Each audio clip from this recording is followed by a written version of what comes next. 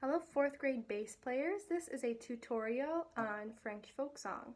I'm actually just going to play through the song slowly so that you can see what my finger pattern looks like. Alright, so if you already learned this in lessons, this would be a good thing to review. If you haven't learned this in person yet, I would hold off until we can be in person and I can teach it to you live. Okay, here we go.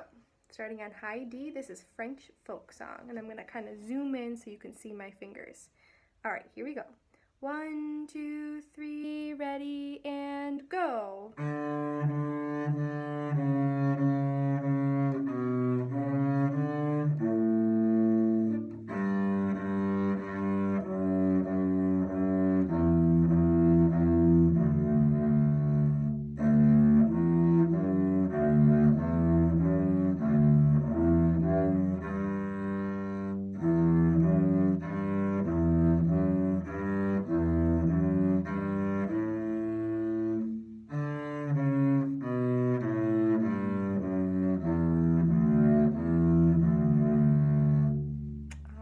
Happy practicing.